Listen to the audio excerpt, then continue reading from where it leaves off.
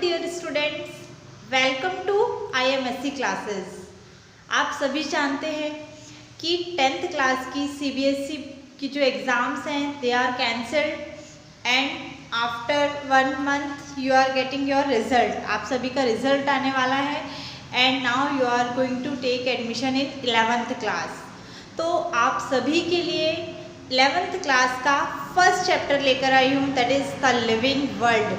So students, I am going to try कि आप सभी को बिल्कुल बेसिक से आप पढ़ाई कर सकें so that you can understand your concept. तो first chapter of biology is the living world. तो स्टूडेंट्स, आप सभी जानते हैं व्हाट इज़ बायोलॉजी की। अभी तक आपने जो साइंस पढ़ी है, it is divided in 3 main categories, that is physics, chemistry and bio. अब आप बायो को भी 2 अलग अलग कैटेगरी में पढ़ेंगे, that is botany and zoology. ठीक है, तो first of all understand what is biology. So biology, it is made up of 2 words, that is bio and logy। bio means living, जितने भी living organisms हैं, ऐसे organism जिनमें life होती है, जितने भी plants हैं, animals हैं, human beings हैं, they all are biological। कि जिनमें biological activities होती हैं, they all are considered as living organism। and logy means study। So remember that the science which deals with the study of living organisms is known as biology। So the science which deals with the study of living organisms is known as biology। Now what do you consider as a living? कि आप क्या समझते हैं living organisms मतलब क्या? कि in junior classes, in previous classes you might have studied about difference between living and non living. आप सभी ने पढ़ा है कि what is the difference between living and non living organisms. तो बहुत बेसिक पॉइंट्स आप सभी जानते हैं कि जितने भी लिविंग ऑर्गेनिजम्स हैं, they can grow, they can reproduce, they can respire, but non-livings, they do not grow, they do not respire, they do not reproduce। These are the basic differences between living and non-living organisms। But today we are going to study in detail which organisms are considered to be living organisms। So characteristics of living beings। First and foremost characteristic of living organism is growth. Means जितने भी living organism हैं, भले plants हो, animals हो, human beings हैं, उन सभी में ग्रोथ होती है। They all grow and develop. तो ग्रोथ क्या होती है कि जब कोई भी लिविंग ऑर्गेनिज्म, उनका मास और उनका नंबर इंक्रीज होता है, that is considered as growth. कि इसी की वजह से किसी भी ऑर्गेनिज्म का साइज़ बड़ा होता है और उनकी थिकनेस बढ़ती है ना। तो आप देखोगे कि कोई भी लिविंग ऑर्गेनिज्म है, जब उसमें सेल डिवीजन होता है तो उसका मास भी बढ़ता है और उनके सेल का नंबर भी बढ़ता है। कि everyone of you might be knowing that we all arise from unicellular organism।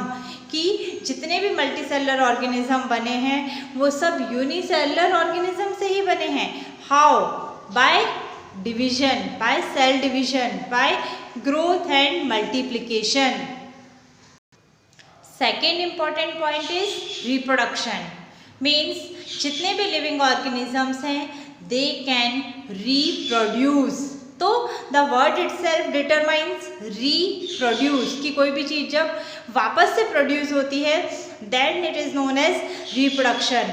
It means all living organism have the capability to produce their similar ones. कि जितने भी लिविंग ऑर्गेनिज्म हैं वो सिमिलर ऑफस्प्रिंग को प्रोड्यूस करने की capacity रखते हैं। कि जैसे आप देखो कि कोई भी प्लांट है, एनिमल है, जब वो रिप्रोड्यूस करता है तो सिमिलर ऑफस्प्रिंग प्रोड्यूस करते हैं so that they can maintain their species, अपनी स्पीशीज़ को मेंटेन रख सकते हैं। Then comes metabolism. So what is metabolism? आपने सुना होगा कि ऐसा बोला जाता है कि जितने भी लिविंग ऑर्गेनिज्म हैं उन सब में मेटाबॉलिक एक्टिविटीज़ होती हैं। So what is this metabolism? What are these metabolic activities?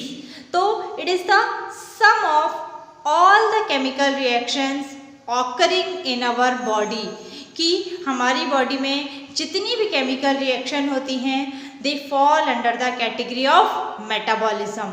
और जो मेटाबॉलिज्म है it is mainly made up of two types, दो टाइप्स का होता है metabolism, that is anabolism and catabolism.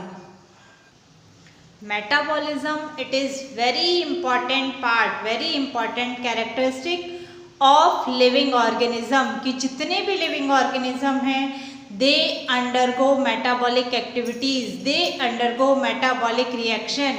कि students we all living organisms are made up of chemical substance, कि हमारी बॉडी केमिकल सब्सटेंस से एलिमेंट से मिलकर बनी है। It means it consist of various biomolecules, ठीक है। और ये सारे biomolecules either they will join to form a new compound और they break to form simpler substances. तो इट मीन्स जो मेटाबॉलिज्म है it is a combination of two important words, that is anabolism and catabolism. Anabolism it is a constructive activity, means it is a synthetic phase जिसमें simpler substances, simpler elements combine होते हैं to form a complex compound. कि ऐसी activity या ऐसी reaction जिसमें छोटे छोटे मॉलिक्यूल्स कंबाइन होके जॉइन होके एक न्यू कॉम्प्लेक्स कंपाउंड फॉर्म करते हैं, that is known as anabolism. Example photosynthesis, कि आप सभी जानते हैं photosynthesis it is the process by which plants prepare their own food. तो इसमें आप देख सकते हैं इक्वेशन कि जब 6 carbon dioxide molecules plus 12 water molecules combine होते हैं they form 1 glucose molecule plus water and oxygen is released. तो आप देख रहे हैं कि इसमें सिंपल एलिमेंट्स कंबाइन होके, सिंपल कंपाउंड कंबाइन होके एक कॉम्प्लेक्स सब्सटेंस बना रहे हैं। That type of activity is known as anabolism. On the other hand if we talk about catabolism, so students always remember that catalysis या catalytic activity।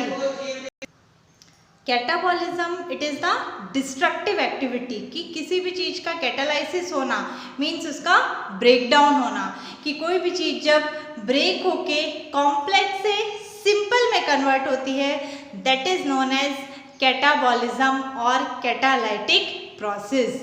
Example is respiration, कि आप सभी जानते हैं what is respiration, you have studied in 10th class.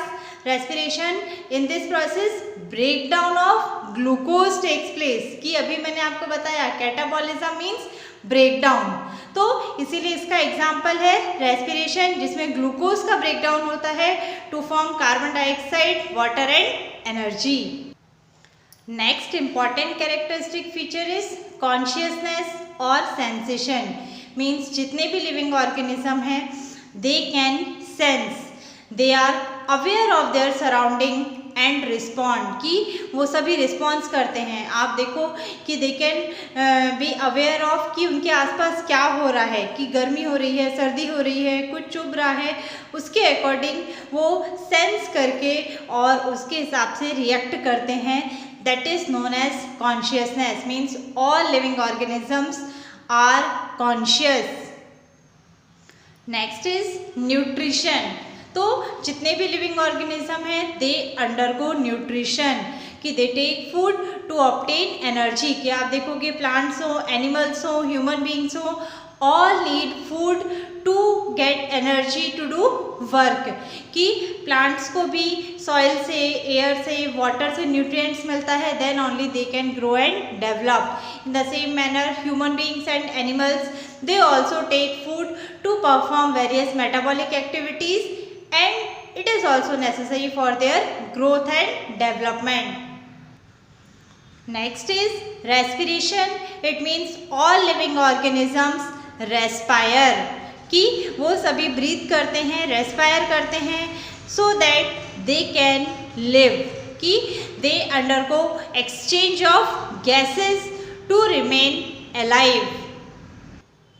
Next is excretion. Excretion, it is the process of removal of waste from the body. Means जितने भी living organism हैं उनमें excretion होता है, so that they can remove metabolic waste from the body. And last is aging, कि obvious सी बात है, कोई चीज़ ग्रो हो रही है, डेवलप हो रही है, तो उसका डिक्लाइनिंग फेज भी होगा, कि कोई भी लिविंग ऑर्गेनिज्म है उसमें 3 मेन फेज होते हैं, that is growth phase, maturation phase and declining phase, कि एक फेज तक, एक लेवल तक कोई भी ऑर्गेनिज्म ग्रो करता है, डेवलप करता है, मैच्योर होता है, एंड आफ्टर दैट उसकी जो लाइफ साइकिल है वो डिक्लाइनिंग फेज पे आती है, एजिंग होती है, और धीरे धीरे जितनी भी एक्टिविटीज़ हैं वो सारी स्लो डाउन हो जाती हैं, सेल्स वीक हो जाते हैं, उनके सारे system, digestive system, respiratory system, ये सब वीक होने लग जाते हैं, और धीरे धीरे वो ऑर्गेनिज्म एजिंग की तरफ बढ़ता है, and finally it leads to death. उस ऑर्गेनिज्म की डेथ हो जाती है, and then in this way the cycle continues. So this is all about living world and living organisms. I hope you might have understood what are the characteristic features of a living being. So don't forget to like, share and subscribe this channel. Thank you. We will meet again with a new amazing video. Bye bye.